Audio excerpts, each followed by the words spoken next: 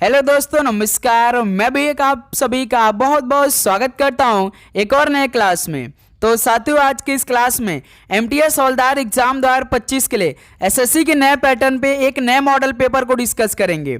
यदि साथी आज की इस क्लास का सारे क्वेश्चन को आप तैयार कर लेते हैं तो समझिए आपकी तैयारी पर भारी पड़ने वाला है और एमटीएस हवलदार 2025 की सभी शिफ्टों पर भारी पड़ने वाला है। क्योंकि साथी जो एमटीएस हवलदार का पेपर 2025 में लगभग 45 से 46 शिफ्टों में पेपर होने वाले हैं। इन सभी शिफ्टों पे आपको इस टाइप के सवाल देखने को मिलेगा। सेम टू सेम साथी ऐसा ही क्वेश्चन आज की इस क्लास में हम लोग डिस्कस करने वाले हैं। यदि आप भी साथी एमटीएस हवलदार एग्जाम 2025 की तैयारी बहुत ही शानदार तरीके से कर रहे हैं तो इस क्लास के सारे क्वेश्चन को आप तैयार करिए और पहली बार में ही एग्जाम को पास करिए। क्योंकि उन्हीं क्वेश्चनों को हम लोग यहाँ पे डिस्कस करेंगे जो साथी बिल्कुल डायरेक्ट आपके शिफ्ट में सवाल आ जाएंगे। देखिएगा साथी, जो सवाल का पैटर्न होगा ना कि आपको लगेगा बिल्कुल हाँ यही तो हमारे पेपर में सवाल आने वाले हैं। इस टाइम जो एसएससी के नए पैटर्न पे नए नए सवाल पूछे जा रहे हैं साथी, बिल्कुल सेम उसी के पैटर्न पे आज की इस क्लास में 25 क्वेश्चन को हम लोग डिस्कस करेंगे। इसमें साथी जीके होगा, इंग्लिश होगा, मैथ होगा, रीजनिंग होगा। लेकिन साथी एमटीएस हवलदार एग्जाम 2025 के लिए यदि हम तैयारी कर रहे हैं तो हमारा मेन टारगेट तो केवल जीके होना चाहिए और एक इंग्लिश होना चाहिए। क्योंकि साथी इसी से हमारा फाइनल सिलेक्शन होता है, इसी से हमारा फाइनल रिजल्ट बनता है। वैसे तो साथी मैथ रीजनिंग के सवाल आते हैं, लेकिन मेरे दोस्त एमटीएस हवलदार में मैथ रीजनिंग में टोटल 40 क्वेश्चन पूछे जाते हैं। जब आपका पेपर स्टार्ट होता है तो सेक्शन पहले में मैथ रीजनिंग ही स्टार्ट होता है जो कि 40 क्वेश्चन। लेकिन साथी 40 क्वेश्चन में से केवल आपको 12 क्वेश्चन ठीक करने होते हैं, जो कि हर एक स्टूडेंट वो सही करके आते हैं, उनको किसी प्रकार का दिक्कत नहीं होता है। यदि साथी आपको अभी भी लग रहा है कि हमें मैथ रीजनिंग में दिक्कत होगा तो साथी आज की इस क्लास के सारे क्वेश्चन को तैयार कर लीजिए और हम आपको जो सुबह 8 बजे क्लास दिए थे उसको तैयार करते रहिए। और डेली हम आपको क्लास प्रोवाइड करें सुबह 8 बजे, तो उनके सारे क्वेश्चन को आप तैयार करते रहिए, आप आराम से पास कर ले जाएंगे। आपको बिल्कुल भी दिक्कत नहीं होगा। यदि आपका साथी बेसिक भी क्लियर होगा तो समझिए 40 क्वेश्चन जो मैथ रीजनिंग के आते हैं इनमें 20+ आप स्कोर करके आ जाएंगे। ओके मेरे दोस्त, ये बात होता है एमटीएस हवलदार का। तो साथ ही आज की इस क्लास में जो जीके का क्वेश्चन होगा और इंग्लिश का क्वेश्चन होगा वो आपके एग्जाम ओरिएंटेड होंगे, जो आपके डायरेक्ट शिफ्टों में पूछे जाने वाले हैं। तो भाई इन 25 क्वेश्चन को आप जरूर तैयार करिए और अपनी तैयारी को स्ट्रांग करिए और आप सबसे आगे चलिए, आप पीछे मत चलिए, आप इजी सवाल पे बिल्कुल फोकस मत करिए। आप साथ ही जो एसएससी के नए पैटर्न पे थोड़ा सा घुमावदार सवाल बने उस पर आप लोग अपना टाइम दीजिए। तो उन्हीं क्वेश्चनों को तो हम आप सभी को शाम में 6:30 पर प्रोवाइड कर रहे हैं, इसलिए कमी तो क्वेश्चन करा रहे हैं कि कम से कम आप जो वो क्वेश्चन पढ़िए जो आपकी शिफ्टों में डायरेक्ट पूछे जाने वाले हैं। ठीक है मेरे दोस्त, तो चलिए बिना टाइम वेस्ट करते हुए इस क्लास को स्टार्ट करते हैं। तो इस क्लास में 25 क्वेश्चन होगा और आप सभी का टारगेट कम से कम साथी 17 क्वेश्चन से अधिक टारगेट रखिएगा कि सही हम जरूर करें 17 से अधिक स्कोर। ठीक है, तो परीक्षा से पहले सारे प्रश्नों को आप रट्टा लगाइए और अपनी तैयारी को मौजूद बनाइए और एक बार में ही एक सीट पक्की करिए। ठीक है मेरे दोस्त, तो अपनी क्लास एक सुबह 8 बजे आ रही है और एक दोपहर में 12:30 पे और एक शाम 6:30 पर। ठीक है मेरे दोस्त, तो लास्ट में अपना स्कोर जरूर करिएगा भाई कि आप सभी का इन 25 क्वेश्चन में से कितना स्कोर रहा, वो भी चारों विषय में नए मॉडल पेपर में। तो चलिए भाई पहला प्रश्न को हल करते हैं। बताइए राइट आंसर क्या होगा। सम्राट अशोक ने अपने राज्याभिषेक के कितने वर्ष बाद कलिंग पर विजय प्राप्त की। बताइए साथी, सम्राट अशोक ने अपने राज्याभिषेक के कितने वर्ष बाद कलिंग पर विजय प्राप्त की थी। तो साथी याद रखिएगा 8 वर्ष बाद कलिंग पर विजय प्राप्त की थी, यानी पहले का ऑप्शन यहां से बिल्कुल परफेक्ट आंसर हो जाएंगे। चलिए दोस्त अगला सवाल को हल करिए। तो क्वेश्चन नंबर 2 को, निम्नलिखित में से कौन सा त्योहार के नाम से उबालना या उबलना का अर्थ जुड़ा है। बताइए साथी, कौन सा त्योहार के नाम से उबालना या उबलना का अर्थ जुड़ा हुआ है। तो साथी याद रखिएगा पोंगल त्यौहार का। पोंगल त्यौहार कहाँ का है, किस राज्य का है। तो साथी याद रखिएगा तमिलनाडु का है, यानी सी ऑप्शन यहाँ से बिल्कुल परफेक्ट आंसर हो जाएंगे। चलिए साथी एक सवाल हम आप सभी से पूछना चाहेंगे, ओणम किस राज्य का है। कमेंट करके बताइए आप लोग, ओणम जो त्यौहार है ये किस राज्य से संबंधित करता है, बिलोंग होता है। कमेंट करके बताइए आप लोग। तो चलिए दोस्त नेक्स्ट अगला सवाल को हल करिए। क्वेश्चन नंबर 3 को, निम्नलिखित में से कौन सा बंदरगाह भारत के पश्चिमी तट पर स्थित नहीं है। बताइए साथी, कौन सा बंदरगाह भारत के पश्चिमी तट पर स्थित नहीं है। वो कौन सा बंदरगाह है जो कि भारत के पश्चिमी तट पर स्थित नहीं है। तो साथी याद रखिएगा हल्दिया बंदरगाह है।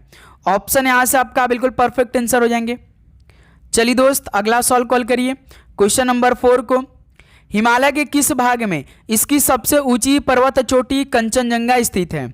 बताइए साथी, हिमालय के किस भाग में इसकी जो सबसे ऊंची पर्वत चोटी कंचनजंगा है वो किस भाग में स्थित है? तो मेरे दोस्त याद रखिएगा, दार्जिलिंग और सिक्किम हिमालय के भाग में इसकी जो सबसे ऊंची पर्वत चोटी कंचनजंगा स्थित है। ऑप्शन है यहाँ से बिल्कुल परफेक्ट आंसर हो जाएंगे। ओके, चलिए अगला सॉल्व कॉल करिए क्वेश्चन नंबर 5 को। अलाउद्दीन खिलजी के शासनकाल के दौरान वस्त्र बाजार को किसके रूप में जाना जाता था? बताइए साथी, अलाउद्दीन खिलजी के शासनकाल के दौरान वस्त्र बाजार को किसके रूप में जाना जाता था? तो सर जी सराय ए अदल के रूप में जाना जाता था। बी ऑप्शन क्या हो जाएगा? बिल्कुल परफेक्ट आंसर हो जाएंगे।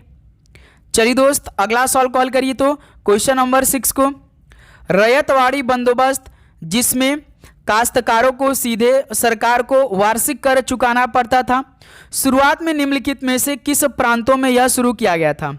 बताइए साथी, रैयतवाड़ी बंदोबस्त जिसमें काश्तकारों को सीधे सरकारों को वार्षिक कर चुकाना पड़ता था, तो साथी शुरुआती में किस प्रांतों में यह स्टार्ट किया गया था, यानी किस प्रांत में शुरू किया गया था? तो मेरे दोस्त याद रखिए, एक मद्रास में, एक आपका बॉम्बे में। तो यहाँ से ऑप्शन है बिल्कुल परफेक्ट आंसर हो जाएंगे। ओके, चलिए अगला सॉल्व कॉल करिएगा क्वेश्चन नंबर 7 को। भारत से इंग्लैंड को धन निकासी का सिद्धांत देने वाला पहला राष्ट्रवादी कौन था? बताइए साथी, भारत से इंग्लैंड को धन निकासी का सिद्धांत देने वाला पहला राष्ट्रवादी कौन था? तो साथी याद रखिएगा, दादा भाई नौरोजी थे। ऑप्शन यहाँ से बिल्कुल परफेक्ट आंसर हो जाएंगे। चलिए दोस्त अगला सॉल्व कॉल करिए तो क्वेश्चन नंबर 8 को।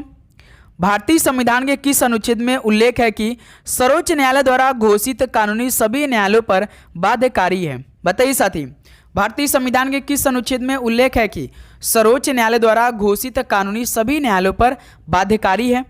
तो साथी याद रखिएगा, अनुच्छेद 141 में वर्णन है। सी ऑप्शन क्या हो जाएगा? बिल्कुल राइट आंसर हो जाएंगे। चलिए दोस्त अगला सॉल्व कॉल करिए तो क्वेश्चन नंबर 9 को। भारत में आधुनिक नृत्य का जनक किसे जाना जाता है? बताइए साथी, भारत में आधुनिक नृत्य का जनक किसे जाना जाता है? तो सर जी उदय शंकर को भारत में आधुनिक नृत्य का जनक जाना जाता है। ऑप्शन भी यहाँ से क्या हो जाएगा? बिल्कुल परफेक्ट आंसर हो जाएंगे। चलिए भाई अगला सॉल्व कॉल करिए क्वेश्चन नंबर 10 को। खेमराज को लोक संगीत और कूद नृत्य में उनके योगदान के संगीत नाटक अकादमी पुरस्कार मिला। यह लोक नृत्य किस राज्य का है? बताइए साथी, आप सभी से डायरेक्ट एक सवाल पूछ रहा है कि कूद जो नृत्य है ना, ये किस राज्य का नृत्य है, यानी लोक नृत्य कूद नृत्य। तो बताइए साथी किस राज्य का है? तो भाई याद रखिएगा, जम्मू और कश्मीर का है। बी ऑप्शन क्या हो जाएगा? बिल्कुल परफेक्ट आंसर हो जाएंगे। ओके, चलिए दोस्त नेक्स्ट अगला सॉल्व कॉल करिए। तो भाई आगे बढ़ने से पहले आप सभी के बीच में एसएससी का जो मेन सब्जेक्ट रीजनिंग है उसका बुक आ चुका है, मार्केट में आ चुका है। यहाँ तक कि साथ ही इस बुक में आप सभी को एसएससी के जो 2025 के सभी एग्जाम हुए हैं, जैसे SSC CHSL, MTS, CGL, CPO, stenographer, selection post, इसमें साथ ही सभी टाइप के रीजनिंग के सवाल हैं।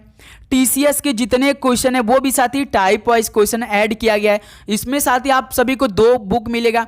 यदि आप एक हफ्ते तक इस बुक को पढ़ लेते हैं तो समझिए साथी ना, आप एसएससी के जितने भी रीजनिंग के सवाल है कॉन्फिडेंटली भाई हर एक टाइप का क्वेश्चन सॉल्व करेंगे। आपसे एक भी सवाल छूटेगा ना। यदि आप साथ ही इस बुक से पढ़ के जाते हैं, आप कोई भी एग्जाम देना है एसएससी का, तो समझिए ना रीजनिंग आपसे तो एक सवाल छूटेगा नहीं। आप बिल्कुल कॉन्फिडेंटली के साथ सॉल्व करेंगे फटाफट, क्योंकि इसमें साथ ही ना टाइप वाइज इसमें बिल्कुल डिटेलिंग में हर एक सवाल का सलूशन दिया गया है।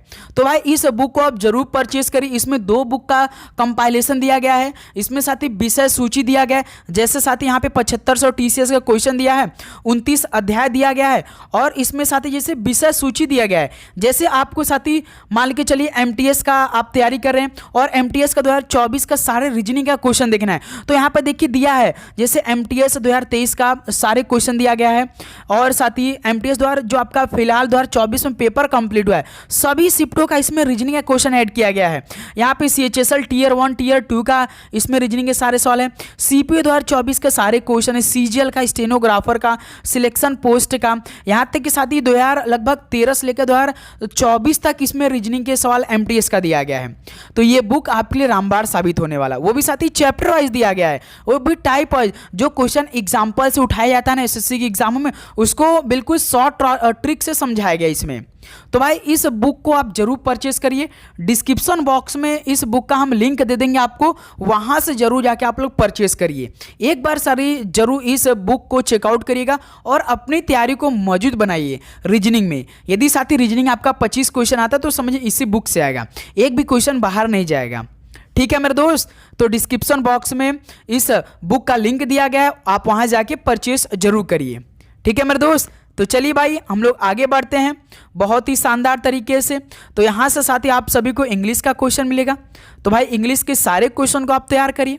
देखिए, select the most appropriate homophone to fill in the blanks. यहाँ पे साथ ही आप सभी को होमोफोन का फिल इन द ब्लैंक्स करना है। जैसे देखिए, looking up she realise she had a swim, she had a swim then she had a thought. मतलब साथी ऊपर देखते हुए उसे एहसास हुआ कि उसने जितना सोचा था उससे अधिक तैर लिया। तो यहाँ पे फिल इन द ब्लैंक्स क्या होगा होमोफोन का? तो भाई होमोफोन होगा ना, जब आपके पेपर में सवाल देगा ना तो बिल्कुल सेम मीनिंग देगा। जैसे देखिए, फर्दर है, फर्देस्ट है, और यहाँ पे फर्देस्ट है, फिर फर्दर है। तो यहाँ पे साथी सबसे बेस्ट कौन होगा? जैसे साथी पहला ऑप्शन देखिए, जो यहाँ पे फर्दर है और यहाँ पे डी ऑप्शन फर्दर है, इन दोनों की यदि आप देखेंगे तो इन दोनों का मतलब होता है साथी दूरी के लिए इस्तेमाल किया जाता है। जैसे साथी दूरी के लिए कोई चीज़ का इस्तेमाल किया जाता है ना, तो हम किसका उपयोग करते हैं? या तो इस फर्दर का या तो इस फर्दर का। लेकिन जो सबसे बेस्ट इसमें फिल इन द ब्लैंक्स होगा वो साथी पहला ऑप्शन होगा, फर्दर होगा। क्योंकि साथी फर्दर जो होता है ना, ये शारीरिक दूरी के लिए ज़्यादा बेस्ट होता है। तो यहीं से हमारा ऑप्शन है बिल्कुल परफेक्ट आंसर हो जाएंगे। ठीक है मेरे दोस्त, और जो यहाँ पे फर्देस्ट दिया है, फर्देस्ट का मतलब होता है साथी सबसे दूर। क्या होता है मेरे दोस्त? फर्देस्ट का मतलब सबसे दूर होता है, ये बात याद रखिएगा। और फर्देस्ट भी, ये भी सही है, लेकिन साथी फर्दर आपका पहला ऑप्शन और भी ज़्यादा ठीक है। तो इसलिए ऑप्शन यहाँ से बिल्कुल राइट आंसर हो जाएंगे। चलिए दोस्त, अगला सॉल्व कॉल करिए। तो क्वेश्चन नंबर 12 को, select the incorrectly spelled word. बताइए साथी इनमें से इनकरेक्टली स्पेल्ड वर्ड कौन सा है? जैसे ह्यूमरस है, बिल्कुल ठीक स्पेलिंग दिया है।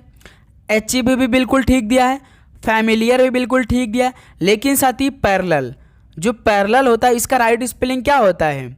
तो सर जी पैरेलल का तो राइट स्पेलिंग PARALL होता है मेरे दोस्त। यहाँ पे देखिए सिंगल एल दिया, तो यही से रॉन्ग हो गया।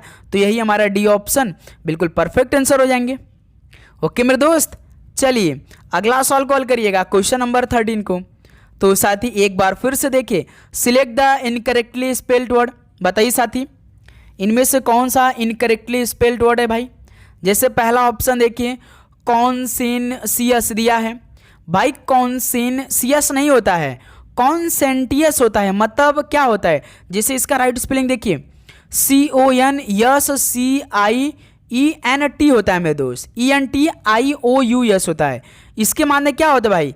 कर्तव्यनिष्ठ होता है मेरे दोस्त, कर्तव्यनिष्ठ होता है मेरे दोस्त, ये बात याद रखिएगा। तो यही पहला ऑप्शन आपका राइट आंसर हो जाएगा।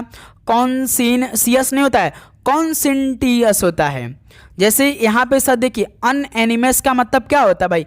जो हम बोलते हैं ना सर्वसम्मत, सर्वसम्मत मतलब अनएनिमस होता है।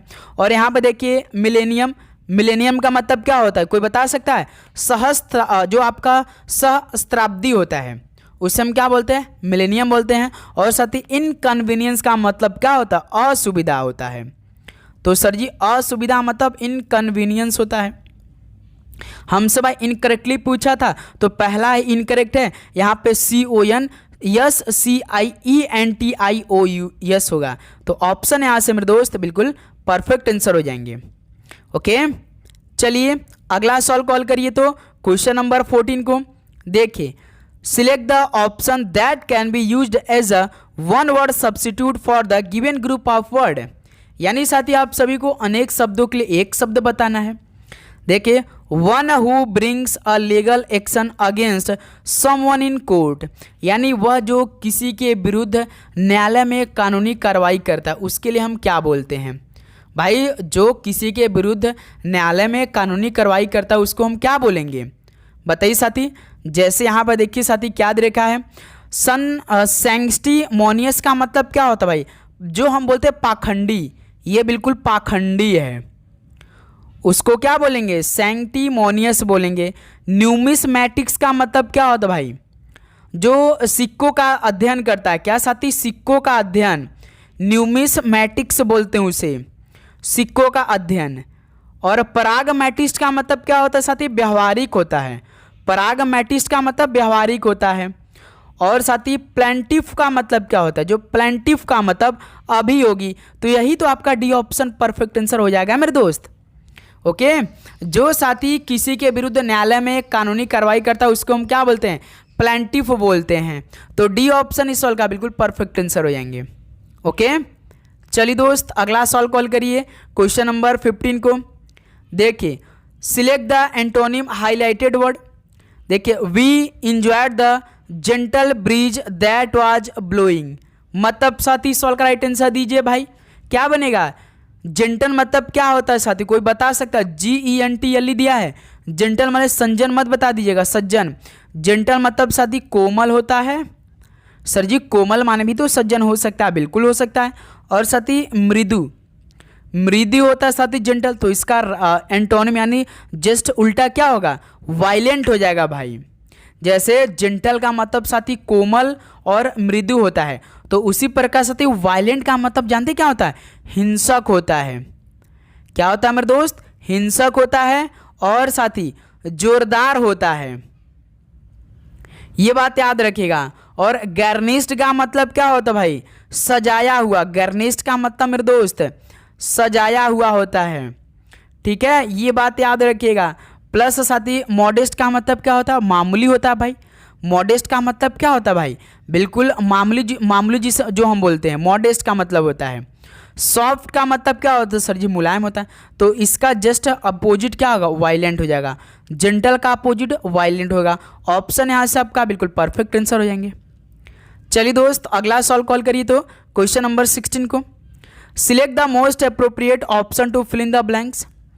Shiva is a hard worker, he works, बताइए साथी, बताइए भाई, हार्ड वर्कर के लिए क्या सही होगा? सर जी वर्क हार्ड बिल्कुल ठीक लग रहा है हमें भाई। हार्ड वर्कर के लिए क्या बिल्कुल सही होना चाहिए? वर्क हार्ड होना चाहिए।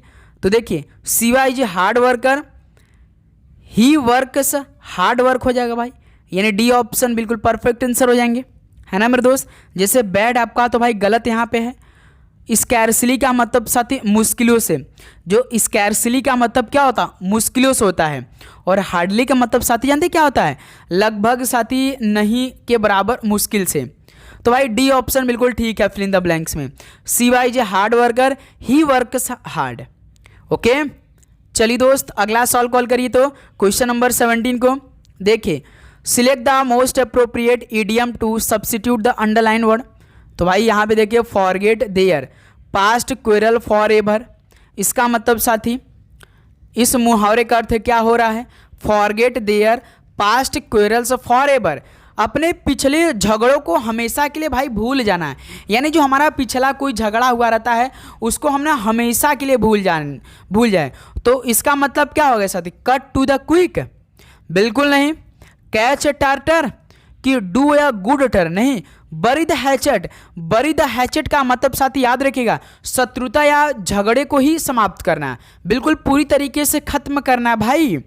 बरी द हैचेट का मतलब होता है, ठीक है। तो यहाँ पे जो बेस्ट आपका इडियम होगा अंडरलाइन वर्ड के लिए, जो forget their past quarrels for ever है, इसके लिए बरी द हैचेट होगा। डी ऑप्शन मेरे दोस्त बिल्कुल परफेक्ट आंसर हो जाएंगे। ओके, चलिए अगला सॉल्व कॉल करिए, क्वेश्चन नंबर 18 को। Select the most appropriate antonym of the given word. बताइए भाई, प्री संबली का एंटोनिम बताइए। प्री संबली का मतलब होता है साथी शायद, शायद होता है, या मेरे दोस्त मुमकिन होता है। बताइए, जैसे सर्टेनली का मतलब क्या होता है भाई? सर्टेनली यानी निश्चित रूप से, निश्चित रूप से सर्टनली। लिबरली का मतलब क्या होता है भाई? उदारता पूर्वक। लिबरली मतलब साथी उदारता पूर्वक होता है मेरे दोस्त, ये बात याद रखिएगा। और अनलाइकली मतलब साथी क्या होता है? मतलब कि अनलाइकली मतलब संभावना ही नहीं भाई। सक्सेसफुली मतलब सफलतापूर्वक। तो इस सवाल का राइट आंसर अनलाइकली हमें दिखाई दे रहा है, क्योंकि देखिए सती जो प्रीसुमेबली दिया ना, इसके मतलब होता है सती शायद या मेरे दोस्त मुमकिन, मुमकिन होता है। तो इसका जस्ट अपोजिट साथी अनलाइकली होगा। अनलाइकली का मतलब होता है ना साथी संभावना ही नहीं, संभावना ही नहीं मेरे दोस्त। ओके, तो इस सवाल का मेरे दोस्त सी ऑप्शन जो बनेगा हमारा बिल्कुल राइट आंसर हो जाएंगे। चलिए दोस्त अगला सवाल कॉल करिए, तो क्वेश्चन नंबर 19 को। तो अब देखिए साथी मैथ के सवाल मिलेंगे आपको, उसके बाद आपको रीजनिंग के सवाल मिलेंगे। तो जितने साथी मैथ रीजनिंग के सवाल आएंगे आप अपने से ट्राई करेंगे इस सारे क्वेश्चन को पॉज करके। देखिए 36 और 84 का महत्तम समावर्तक HCF ज्ञात करिए। चलिए साथी 36 और 84 यानी 36 84 का आप हाईएस्ट कॉमन फैक्टर निकाल के बताइए। तो सर जी जब HCF दे तो हम ऑप्शन से हल कर सकते हैं। जैसे देखिए पहला ऑप्शन 18 दिया है, 18 दूना 36, 18 25 90। तो सर जी HCF तो उसी ऑप्शन से सॉल्व होगा जो दोनों नंबर को पूर्णतः विभाजित कर दे, है ना मेरे दोस्त। अब देखिए साथी 18 तो होगा नहीं, क्योंकि साथी 18 केवल 36 को पूरी तरह से भाग करेगा, 84 को नहीं काटेगा। तो ये हमारा आंसर नहीं होगा पहला। अब ऑप्शन बी को चेक करिए, 6 का 36 और ये भी 84 भी साथी 6 से कट सकता है। 6 एक कम 6, 6 चौका 24 यानी 14 थिंग 84, ये 6 भी हो सकता है भाई। 36 और 84 का HCF। अब थर्ड ऑप्शन को भी चेक करते हैं भाई। थर्ड ऑप्शन क्या दिया? 4 दिया है। देखिए 36 84, तो 4 9 36, ये भी पूरी तरीके से काटेगा और साथ ही ये भी काट देगा भाई। 21 चौका 84 होता है, यानी भाई ऑप्शन बी भी काट रहा है, ऑप्शन सी भी काट रहा है। अब साथी बारी ऑप्शन डी का। क्या मेरे दोस्त ऑप्शन डी जो दिया है 12 या पूरी तरीके से विभाजित करेगा? बिल्कुल देखिए 12 तेरह 36, 12 सत्ते 84। तो सर जी हमारा 36 और 84 का जो हाईएस्ट कॉमन फैक्टर होगा वो 12 होगा। क्यों सर जी आप ऐसा करें? 6 भी तो काट रहा है, 4 भी तो काट रहा है, लेकिन साथ ही हमने आपको बताया जो सबसे बड़ी संख्या होगा वही हमारा आंसर होगा। तो इनमें सबसे बड़ी संख्या क्यों कौन है? 12 है। 12 अधिक से अधिक फैक्टर देगा भाई। HCF का फुल फॉर्म ही तो सोचिए हाईएस्ट कॉमन फैक्टर, जिसका अधिक फैक्टर बनेगा वही हमारा सबसे पहले आंसर होगा। ठीक है मेरे दोस्त, चलिए अगला सवाल कॉल करिए भाई क्वेश्चन नंबर 20 को। एक दुकानदार एक ऑफर देता है 3 खरीदे 1 मुफ्त पाओ। इस योजना में दुकानदार द्वारा कितने प्रतिशत की छूट दी जा रही है? भाई इस टाइम मॉल में आप जाइए ना, आपको 3 पर 1 फ्री मिलेगा, हर एक मॉल में मिलता है। बताइए साथी, तो आप दुकान पे गए भाई, आप एक ऑफर मिला आपको, आप 3 चीज़ खरीद, कोई 3 सामान खरीद रहे हैं और आप सभी को उस पर 1 मुफ्त मिल रहा है। तो बताइए साथी इस योजना में ना दुकानदार आपको कितना प्रतिशत का छूट दे रहा है? बताइए साथी, बता सकते हैं? तो सर जी हमने तो पहले देखिए 3 सामान खरीदा और इसके साथ सर जी हमें 1 और सामान मुफ्त मिल गया, यानी टोटल सामान हमारे साथ कितना हो गया? 4 हो गया। तो सर जी अब हमारे पास देखिए इस योजना में दुकानदार तो कितने प्रतिशत की छूट दी रही, यानी साथी 1 तो छूट दी रही, किससे? इस 4 से, इंटू साथी 100 कर दीजिए। तो कितना होगा? 1/4 गुणे 100 सर जी 25%, यानी साथी दुकानदार द्वारा कितने प्रतिशत की छूट दी जा रही है? 25% की दी जा रही है, यानी साथी इसी ऑप्शन इस सवाल का बिल्कुल परफेक्ट आंसर हो जाएंगे। ओके मेरे दोस्त, तो ऐसे ये सवाल हल होगा भाई। ओके चलिए नेक्स्ट अगला सवाल कॉल करिएगा क्वेश्चन नंबर 21 को। 40 kg, 49 kg, 56 kg, 72 kg और 36 kg वजन के 5 सदस्यों वाले परिवार का औसत वजन केजी में ज्ञात करिए भाई। तो सर ये औसत हमें निकालना, तो सबसे पहले सभी संख्याओं को जोड़ लेते हैं। 40, 49, 56, 72, 72 के बाद 36 बटे में साथी टोटल संख्या 5 है। देखिए 6 2 8, 8 6 14, 14 9 23, 23 का 3 हासिल लगा 2, 3 7 3 10, 10 5 15, 15 4 19, 4 23, 23 2 25, यानी 253/5 आ रहा है मेरे दोस्त। 253/5 तो 50 25 0 0.6 हो जाएगा, यानी साथ ही 50.6 हो जाएगा। बी ऑप्शन इस सवाल का परफेक्ट आंसर हो जाएगा। ओके मेरे दोस्त, जब आप सभी संख्याओं को जोड़ेंगे 253 आएगा। फिर साथ ही टोटल आपका 5 संख्या है तो 5 का भाग आप 253 में देंगे तो 50.6 आ जाएगा। तो इस तरह साथ ही बी ऑप्शन आपका क्या बनेगा, बिल्कुल परफेक्ट आंसर हो जाएगा। यानी साथ ही सभी सदस्यों वाले परिवार का औसत वजन कितना होगा केजी में, 50.6 होगा। ठीक है, चलिए अगला सवाल कॉल करिए भाई, क्वेश्चन नंबर 22 को। 6 वर्षों के लिए 3% प्रति वर्ष की ब्याज दर पर उधार ली गई राशि ₹3000 पर साधारण ब्याज रुपीज़ में ज्ञात करिए। तो सर जी यहाँ पे सिंपल इंटरेस्ट का फॉर्मूला, प्रिंसिपल 3000 रख दीजिए, रेट है साथ ही प्रतिशत में होता है तो 3%, टाइम साथ ही 6 वर्ष है तो 6 से मल्टीप्लाई करिए, बटे में 100 कर दीजिए, हल कर दीजिए, 2 जीरो से 2 जीरो कैंसिल करिए, 30 तिहाई 90, 90 छक्का कितना होगा 6 9 54 यानी 540, यानी साथ ही SI बराबर कितना होगा 540 होगा, जो कि ऑप्शन बी बिल्कुल परफेक्ट आंसर हो जाएगा मेरे दोस्त। ओके, किसी प्रकार का दिक्कत बिल्कुल नहीं, आगे बढ़ा जाए। चलिए अगला सवाल कॉल करिए दोस्त, क्वेश्चन नंबर 23 को।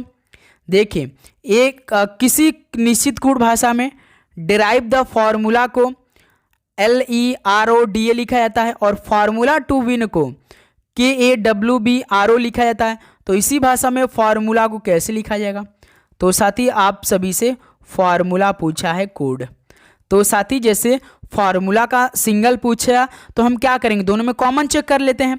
तो सर जी हमसे जब फार्मूला का कोड पूछा है, सिंगल पूछा है, तो पहले तो हम दोनों में कॉमन चेक करेंगे।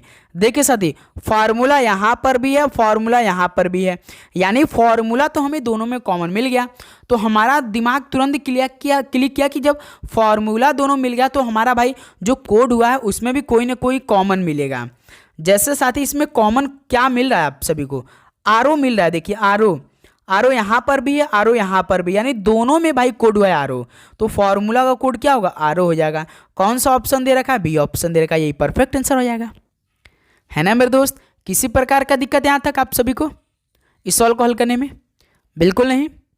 चलिए दोस्त अगला सवाल कॉल करिए इसी बात पर, क्वेश्चन नंबर 24 को। देखिए उस समुच्चय का चयन कीजिए जिसमें संख्याएं ठीक उसी प्रकार संबंधित है जिस प्रकार दिए गए समुच्चयों की संख्याएं संबंधित हैं। तो भाई ये सवाल आपके लिए जबरदस्त होने वाला है भाई। जैसे पहला समीकरण देखिए 4 9 26 है, तो हमने आपको आज सुबह 8 बजे क्लास में इस तरह का सवाल हल कराया है।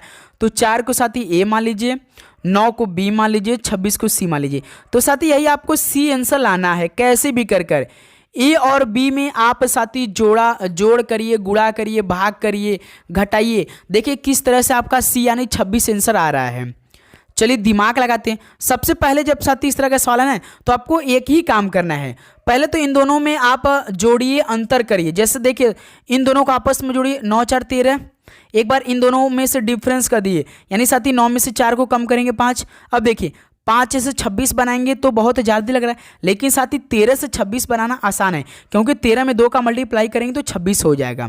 यानी साथ ही ये हमारा आंसर कैसे है, ए प्लस बी को हमने जोड़ा और मल्टीप्लाई बाय 2 कर दिया तो हमारा सी आंसर मिल गया। यही फॉर्मेट बना साथी, ए प्लस बी को जोड़ा, जितना आया उसे 2 का मल्टीप्लाई कर दिया तो हमारा सी आंसर आ गया। सेम सिचुएशन इसी को फॉलो करिए। देखिए 2 दिया है, 8 दिया है, 20 दिया है, तो पहले ए और बी को जोड़ दीजिए। यानी साथी ए आपका 2 है, बी आपका 8 है, 8 2 10 हो जाएगा। 10 से साथी हमें 20 जाना, यानी 2 का मल्टीप्लाई कर दीजिए तो यहाँ पे 10 दूना 20। तो यही फॉर्मूला लग रहा है। कौन सा फॉर्मूला, ए प्लस बी इंटू 2 बराबर सी, यही फॉर्मेट है भाई। चलिए ऑप्शन को चेक करते, ऐसा ऑप्शन कौन सा है। पहला ऑप्शन देखिए 30 5 35, 35 दूना 70, देखिए 49 रॉन्ग होगा। 23 1 24, 24 दूना 48, यहाँ पे देखिए 49 दिया तो रॉन्ग होगा। फिर 13 2 और 30, देखिए ये हो जाएगा भाई। जैसे 13 है, 2 है, 30 है, तो पहले इन दोनों को जोड़िए, 13 2 15 और 15 से 30 यानी मल्टीप्लाई 2 कर दीजिए, यानी देखिए सी ऑप्शन बिल्कुल परफेक्ट आंसर हो जाएंगे। है ना मेरे दोस्त, बताइए किसी प्रकार का दिक्कत, बिल्कुल नहीं। चलिए नेक्स्ट अगला सवाल कॉल करिए मेरे दोस्त, क्वेश्चन नंबर 25 को।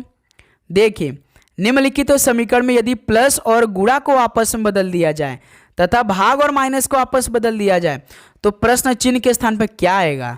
तो सर जी हम तो ये सवाल आपके लिए होमवर्क में छोड़ेंगे, इस सवाल का राइट आंसर आप कमेंट बॉक्स में दीजिए। तो साथ ही यहाँ पे सेंटेंस दिया गया, यानी सॉरी यहाँ पे आपका समीकरण दिया है और समीकरण में आपको कुछ कंडीशन फॉलो करना है, यानी प्लस की जगह गुणा रखना है, गुणा की जगह प्लस रखना है, और साथ ही भाग की जगह माइनस रखना है और माइनस की जगह भाग रखना है। यानी साथ ही जहाँ जहाँ पे आपको गुणा दिखाई देगा वहाँ पे प्लस रखिएगा, जहाँ पे साथ ही आपको भाग दिखाई देगा वहाँ पे माइनस रखिएगा, और साथ ही जहाँ पे गुणा आपको दिख जाए वहाँ प्लस रख दीजिएगा, जहाँ पे साथ ही आपको माइनस दिख जाए वहाँ पर भाग रख दीजिएगा, तो आपका आंसर निकल के आ जाएगा। तो साथ ही फाइनली यह 25 क्वेश्चन तैयार हो चुका है, आपकी तैयारी पे भारी पड़ने के लिए बिल्कुल रेडी है आपकी शिफ्ट में आने के लिए।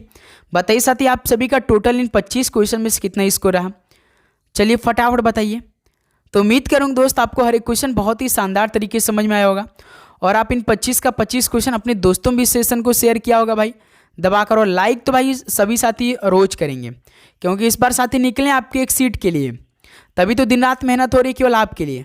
बस आप सभी को सुबह दोपहर शाम अच्छी तरीके से क्लास ज्वाइन करना है, ठीक है मेरे दोस्त। किसी भी प्रकार का दिक्कत आती तो आप मेरे पास आइए, कमेंट करिए, हम आपको साथ ही उसका सोल्यूशन बताएंगे, या किसी भी सब्जेक्ट में आपको डाउट लग रहा है तो उसको बताइए, हम उसको दूर करने का प्रयास करेंगे, ठीक है साथी। तो आप चैनल को सब्सक्राइब करिए। कल मिलेंगे साथी कितने बजे, सुबह 8 बजे एक नए मॉडल पेपर के साथ, जिसमें हम दमदार टाइप के सवालों को डिस्कस करेंगे। तो आप जरूर से जरूर साथी ज्वाइन करेंगे कल सुबह 8 बजे एक नई जोश एक उमंग के साथ।